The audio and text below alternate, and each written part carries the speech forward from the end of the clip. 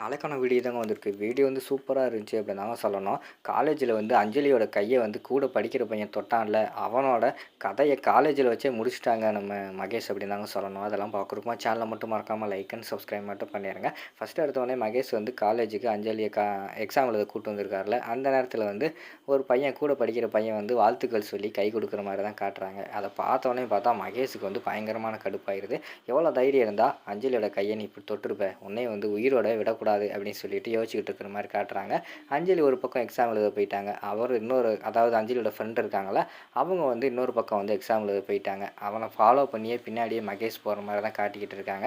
அஞ்சலியோட கையை தொட்டியா, உன்னை சும்மா விட மாட்டேன், அஞ்சலியை பார்த்தாலே நான் யாரையுமே சும்மா விட மாட்டேன், எவ்வளோ தைரியம் இருந்தால் அஞ்சலியோட கையை தொட்டிருப்பேன், இதனால தான் அவளை வந்து யார் கண்ணிலையும் படாமல் வீட்டுக்குள்ளே வச்சு பூட்டி வச்சுட்டு போகிறேன், ஆனால் காலேஜ் இது குடும்பம் அப்படின்னு சொல்லிட்டு எனக்கு வந்து ரொம்ப டென்ஷன் ஆகுது அப்படின்னு சொல்லிட்டு அங்கிட்டு தேடிக்கிட்டே அலைஞ்சிக்கிட்டு இருக்காங்க.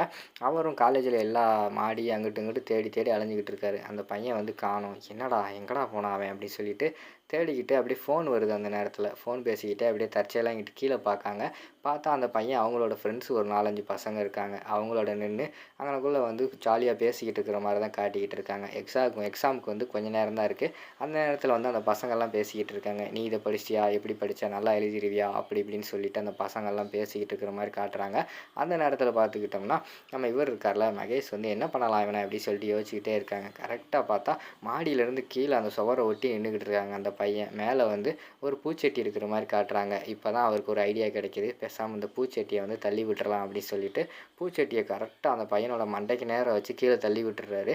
அந்த பூச்செட்டி போய் அந்த அவர் அந்த பையனோட மண்டையில் வந்து விழுந்துருது. விழுந்த உடனேயுமே அந்த இடத்துலேயே மயங்கி விழுந்துடுறான். பசங்களாம் என்னாச்சு என்னாச்சு அப்படின்னு சொல்லிட்டு கூட்டமே கூடிடுறாங்க. அஞ்சலி பக்கத்தில் வந்து அந்த பையனை தூக்கி வச்சுக்கிட்டு என்னாச்சு என்னாச்சு அப்படின்னு சொல்லிட்டு பார்க்காங்க. அதை பார்த்தோன்னே மகேஷுக்கு வந்து பயங்கரமான கடுப்பாயிருது.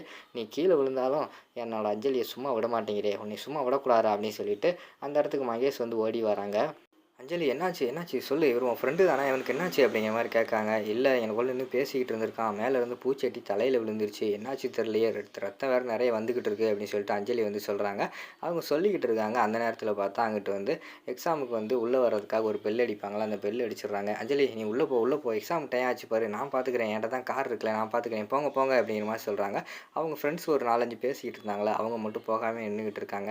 போங்க தம்பி நான் பார்த்துக்கிறேன், எக்ஸாம் உங்களுக்கு இருக்குல்ல, எக்ஸாம் எழுதுங்க, என்கிட்ட கார் இருக்குது, நான் போய் ஹாஸ்பிட்டலில் கூட்டு போய் என்ன ஏதுன்னு பார்த்துக்கிறேன் அப்படிங்கிற மாதிரி சொல்லிட்டோன்னே அவங்கெல்லாம் போயிடுறாங்க. இங்கிட்டு பார்த்தா மகேஷ் வந்து உனக்கு இது வேணும்டா, ஏன்னா என் அஞ்சலி தொட்டையில் என் அஞ்சலி தொட்டவனுக்கெல்லாம் இதே கதி தான் அப்படின்னு சொல்லிட்டு அவனுக்குள்ளே அந்த பையனை முறைச்சி பார்த்து அவங்கக்கிட்ட பேசிக்கிட்டு இருக்கிற மாதிரி தான் காட்டுறாங்க.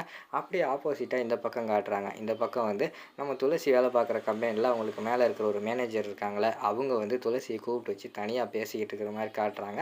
அப்போ லேப்டாப்பில் வந்து இந்த ப்ராஜெக்ட் எப்படி பண்ணுறது, அதை எப்படி பண்ணுறது, இதை எப்படி பண்ணுறது அப்படின்னு சொல்லிட்டு அவங்க வந்து பேசிக்கிட்டே இருக்கிற மாதிரி காட்டுறாங்க. அப்போ கேஷுவலாக வந்து அப்படியே பேசிக்கிட்டே வந்து அந்த மேனேஜர் இருக்காங்களே, அவங்க வந்து துளசியோட கையை அப்படியே தொடுறாங்க. அப்படியே வந்து தோல் மேலே கை போடுறாங்க. அது போட்டோடனே துளசிக்கு வந்து பயங்கரமான கோவம் வந்துடுது.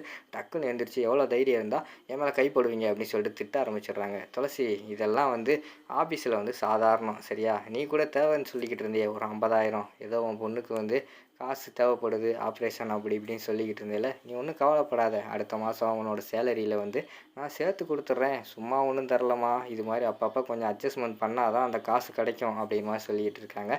இங்கே பாருங்கள் சார், அந்த மாதிரி பொண்ணு நான் கிடையாது, உன்னோட அட்ஜஸ்ட்மெண்ட்டுக்கெல்லாம் நான் வந்து ஒத்துக்கிற மாட்டேன், அதுக்கெல்லாம் வேறு ஒரு ஆள் இருப்பாங்க, அவங்கள தேடி பாருங்கள், என்னையை தேடி வந்துக்கிட்டிங்கன்னா அவ்வளோதான் அப்படிங்கிற மாதிரி சொல்லிக்கிட்டு இருக்காங்க. என்னம்மா துளசி இதெல்லாம் சாதாரணமா, இது இப்படியெல்லாம் பண்ணால் தான் வந்து இன்னும் முன்னேற முடியும், வாழ்க்கையில் வந்து நீ நிறைய சம்பாதிக்க முடியும் அப்படிங்கிற மாதிரி சொல்கிறாங்க. காசுக்காக எதுனாலும் பண்ணுற பொண்ணு நான் கிடையாது, இதுதான் உன்னோட லிமிட்டு, இதுக்கு மேலே நீ தேவையில்லாமல் என்கிட்ட ஏதாவது பண்ணிக்கிட்டு இருந்தேன்னா அவ்வளோதான், உன்னை உண்டில்லைன்னு பண்ணிடுவேன் அப்படின்னு சொல்லிட்டு துளசி வந்து அந்த இடத்துல வந்து அவங்கள திட்டிட்டு வர்ற மாதிரி தான் அழுதுகிட்டே வெளியில் வர்ற மாதிரி காட்டுறாங்க. அதோட பார்த்துக்கிட்டிங்கன்னா அந்த எபிசோடு வந்து முடிச்சிடுறாங்க.